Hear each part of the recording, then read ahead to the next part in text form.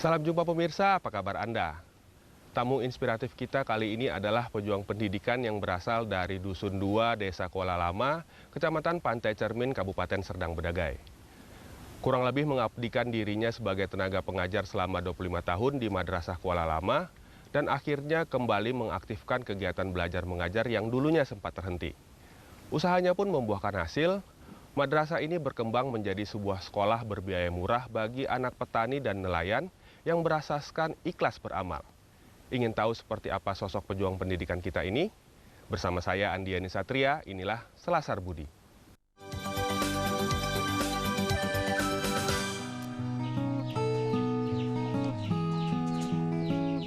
Pria kelahiran tahun 1956 ini adalah warga asli Desa Arah Payung, Dusun 2, Serdang Bedagai. Masyarakat di sini mengenalnya sebagai pribadi yang baik dan sosok yang paham tentang ilmu agama. Sejak dini, ia juga menularkan ilmu agamanya ke anak-anak kampung ini dan rutin mengajar mengaji di masjid desa ini.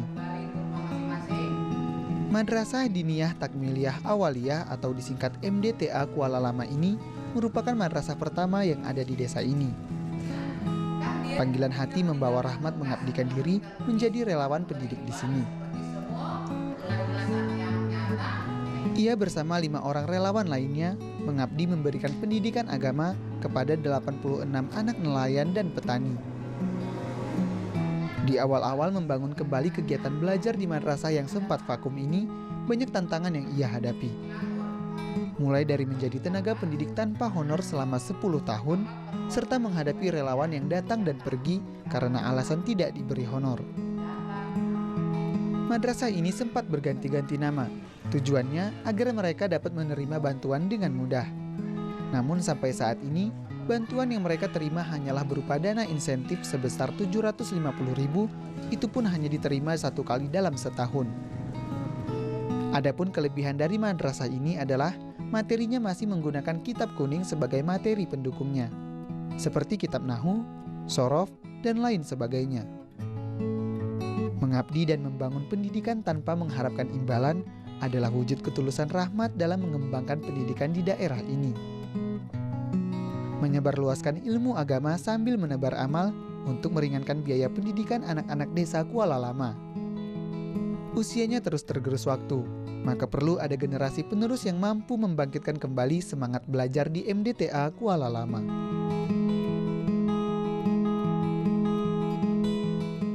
Rela melepaskan pekerjaannya sebagai seorang guru di salah satu SMP karena lebih memilih mengajar di sebuah madrasah merupakan keseriusan tekadnya untuk mengabdi di madrasah ini. Selama 10 tahun ia mengabdi tanpa diberikan honor sekaligus menghadapi sejumlah tantangan. Nah, sekarang sudah hadir bersama saya Bapak Rahmat selaku guru Madrasah Diniyah Taklimiyah Awaliyah Kuala Lama atau biasa yang disingkat MDTA Kuala Lama. Apa kabar Ustadz? Kabar baik. Ya, Ustadz mungkin bisa diceritakan kenapa sih lebih memilih pindah dan mengajar ataupun mengabdi di madrasah ini? Karena kita selalu lewat untuk mengajar ke SMP, rumah sekolah Al-Jamiat Al-Wasliyah tersebut tertutup, maksudnya terhenti, maka atas hati nurani saya berkeinginan melihat rumah sekolah itu ingin mengembalikan seperti semula untuk mendidik anak-anak. Karena di desa Kuala Lama ini sangat minim agamanya, maka saya bertekad merelakan diri untuk mengabdi di madrasah tersebut. Oke. Nah, mungkin bisa diceritakan kenapa madrasah ini sempat terhenti dulu kegiatan proses belajar mengajarnya? Karena gurunya sudah tidak ada lagi, mereka sudah pensiun, maka akhirnya rumah sekolah tutup, maka tergeraklah hati kita untuk mengembalikan seperti semula untuk pendidikan anak-anak tersebut. Alhamdulillah saya hubungi tokoh-tokoh masyarakat, saya kumpulkan dan kami bermusyawarah dan akhirnya mendapat persetujuan kepada tokoh-tokoh masyarakat tersebut akan diadakan kembali pendidikan agama tersebut. Maka dipilih orang itulah kita sebagai kepala sekolah. Dan akhirnya terbentuklah sekolah tersebut. Alhamdulillah anak-anak mulai mendaftar dan akhirnya berjalan dengan lancar. Bisa diceritakan nggak Pak, seperti apa sih kondisi madrasah ini pada saat itu gitu? Waktu kita mulai mengajar masuk di madrasah masih bernama Al-Jamiatul Wasliyah, ya sangat darurat lah. Darurat, hatapnya pun bocor-bocor dan bangkunya pun tidak ada, banyak yang rusak dan akhirnya banyak anak-anak itu belajar duduk di pakai semen dan ditaruh tikar begitulah. Akhirnya kami mengadakan rapat lagi sama wali-wali murid dan orang-orang tua yang sebagai yang berpengaruh di desa, dan akhirnya sepakat untuk swadaya bantuan sikit seorang mengumpulkan untuk dibelikan kepada tadi bangku ataupun kursi meja untuk belajar.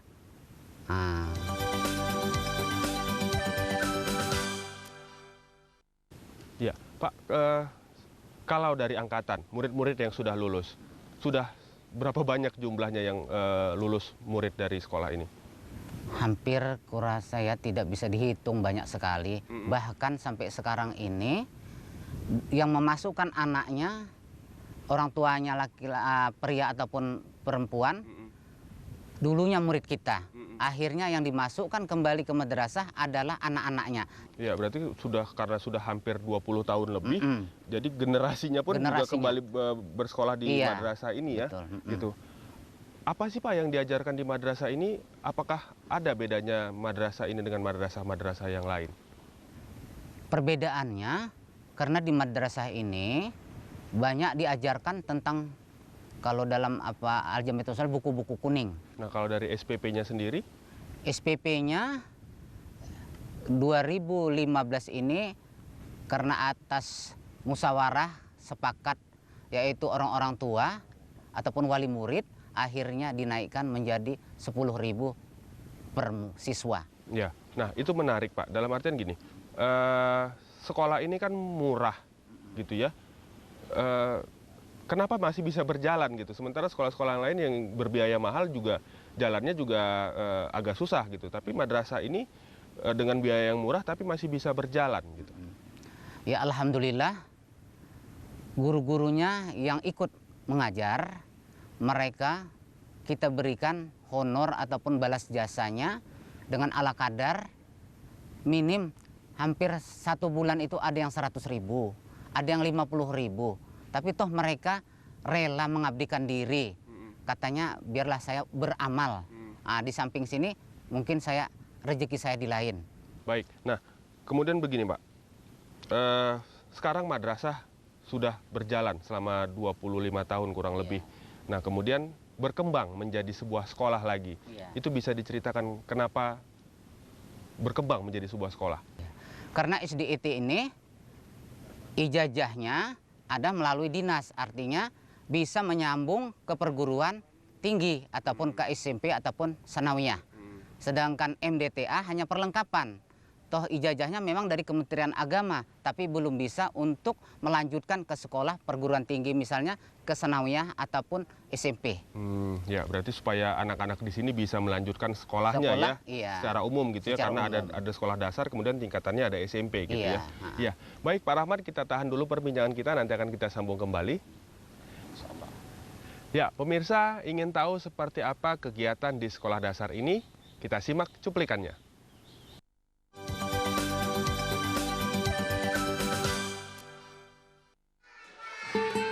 Bulan Juni lalu, Heri berhasil mengembangkan madrasah menjadi sebuah sekolah murah, yaitu SD Islam Terpadu Al-Hidayatul Ikhlasiyah Kuala Lama. SD ini merupakan satu-satunya SD Islam terpadu yang ada di Kecamatan Pantai Cermin ini. Tujuan dibentuknya SD ini agar anak-anak madrasah bisa melanjutkan tingkat pendidikannya ke jenjang yang lebih tinggi secara legal. Di usianya yang masih 25 tahun, Heri termasuk kepala sekolah termuda di Kecamatan Pantai Cermin. Meski tekadnya sempat goyah, namun niatnya membesarkan nama madrasah tempatnya dulu menuntut ilmu, akhirnya membuahkan hasil. Selain mampu mendapatkan perhatian masyarakat dan aparatur desa, kini sekolah yang ia dirikan ini juga mendapat perhatian dari Dinas Pendidikan Serdang Bedagai. Sehingga sekolah ini kini sudah mendapat izin operasional. Karena masih angkatan pertama, mereka baru mengajar satu kelas yang terdiri dari 32 siswa kelas 1. Ada 15 orang tenaga pengajar yang dikelompokkan dalam kategori aktif dan pasif, termasuk Heri. Untuk kurikulumnya sendiri diambil dari pengalaman Heri mengajar selama di Medan, yaitu memakai kurikulum seperti di pesantren. Usaha Heri ini adalah wujud pengabdiannya terhadap madrasah, sebuah tempat yang dulu pernah memberinya ilmu. Menjadi pahlawan untuk memperjuangkan hak pendidikan anak-anak nelayan dan petani agar terus bisa bersekolah. Membangun konsep sekolah murah berasaskan ikhlas beramal, diharapkan bisa menjadi solusi bagi masyarakat untuk memerangi permasalahan putus sekolah.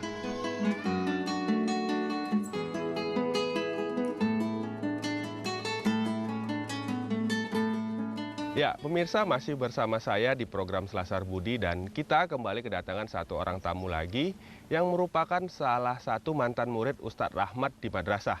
Nah, pria ini juga memilih jalan hidupnya untuk mengabdi di madrasah ini dan mengembangkannya menjadi sebuah sekolah dasar Islam terpadu.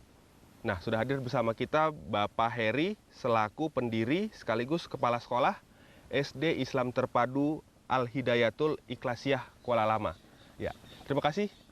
Saya manggil apa nih? Abang lah ya, mungkin karena masih sebaya ya. Bang Heri sudah hadir di Selasar Budi. Bang, mungkin bisa diceritakan. Masih muda ya, umurnya maaf berapa? 25 tahun. Nah, sudah berada di posisi kepala sekolah. Bagaimana perasaannya mengurusi sebuah sekolah dasar? Luar biasa. Luar biasa. Mulai dari membina guru-guru, murid, dan masyarakat itu pertama itu mungkin suatu kebanggaan sedikitnya. Di samping itu juga ada juga mungkin ternyata menjadi kepala sekolah itu tidak semudah apa yang diperkirakan. Ya, baik. Nah, kita berbicara tentang sekolah dasar Islam terpadu ini. Di madrasah belajar dan kemudian di sekolah juga belajar gitu. Kenapa mendirikan dua institusi ini? Nah, kalaulah madrasah itu kan kita ketahui sarana pembantu ataupun sarana pendukung daripada sekolah dasar atau SD. Jadi anak-anak SD yang di sana ada mungkin dia masuk ke madrasah sebagai untuk ngajinya, ada orang tuanya bilang untuk sebagai untuk ngaji agamanya. Namun setelah kita pikirkan serta kita pertimbangkan serta diskusi dengan beberapa tokoh-tokoh masyarakat, akan lebih baik daripada pagi hari itu tidak dimanfaatkan, gedungnya itu hanya dimanfaatkan di sore hari. Nah, timbullah sebuah gagasan atau ide ataupun terobosan inovasi terbaru yang mungkin SDIT ini belum ada untuk tingkat kecamatan Pantai Cermin, hanya di Dusun 2 inilah, Desa Kuala Lama ini yang baru berdiri. Bahkan alhamdulillah izin operasionalnya sudah keluar. Jadi waktu bertanya sama KUPT ataupun KCD kecamatan menanyakan apa-apa saja syarat untuk mendirikan sekolah dasar. Nah, lalu beliau pun memberikan sebuah selembaran kertas dan di situ adalah beberapa diantaranya bangunan, surat tanah, surat notaris dan lain sebagainya.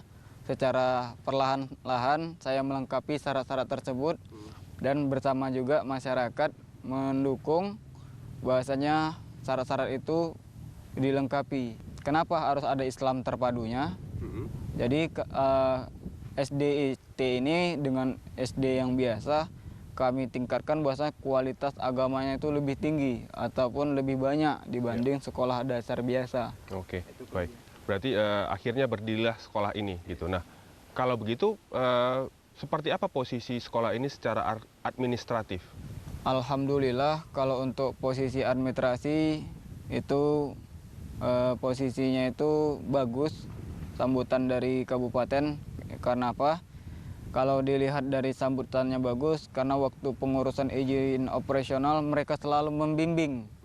Sampai akhirnya mereka mengeluarkan izin operasional itu. Mereka terus mendukung dari kabupaten sehingga timbullah kerjasama antara sekolah dasar Islam yang di Kuala Lama ke kabupaten. Baik.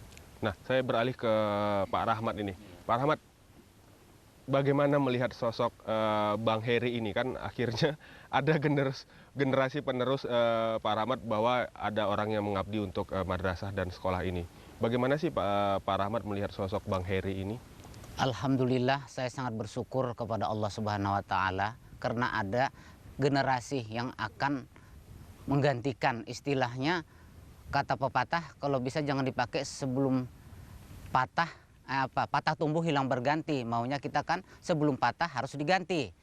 Jadi alhamdulillah sekali kita bersyukur kepada Allah Subhanahu wa Ta'ala dan juga kepada masyarakat yang mendukung atas berdirinya SDIT Islam Terpadu yang di Kuala Lama ini. Nah, ini kan sekolah dasar juga sekolah dasar murah ya. Mungkin bisa dijelaskan konsep murahnya seperti apa? Nah, kalau konsepnya murah di sini awalnya itu ingin menggratiskan, namun yang namanya merintis, yang namanya masih baru, perlu pembiayaan. Jadi kami biaya untuk 1 hari itu Rp1.000 untuk pendidikan di sekolah dasar Islam Terpadu tersebut. Alhamdulillah, walaupun Rp1.000 masih ada yang mungkin ini kan masyarakat kan kita nggak bisa sama netral perekonomiannya. Yang dimana perekonomian di masyarakat di sini kan nelayan sifatnya. Nelayan itu dia tergantung pasang. Kalau pasang ya, mata pencarian dapatnya harian ya. Iya. Kalau pasang besar banyak pendapatan. Maka bisalah dia membayar untuk uang itu tadi. Yang Rp1.000 per harinya. Tapi kalau dia sudah pasang mati, ya ikhlas beramal lah kami selaku guru serta pengurus. Ya mau dicemanain lagi, udah itulah yang dapat kami lakukan untuk mengabdi untuk agama ini. Ya, berarti kan itu kan bisa dibilang tidak berjalan lancar ya, maksudnya biaya itu juga masih tersendat-sendat. Nah, bagaimana cara sekolah menanggulanginya? Mungkin biaya operasional juga mungkin tidak akan berjalan. Bagaimana dengan gaji-gaji guru dan operasional yang lainnya? Alhamdulillah pada saat ini guru-gurunya sebagai relawan luar biasa, yang mana dari awal itu mereka siap tidak dibayar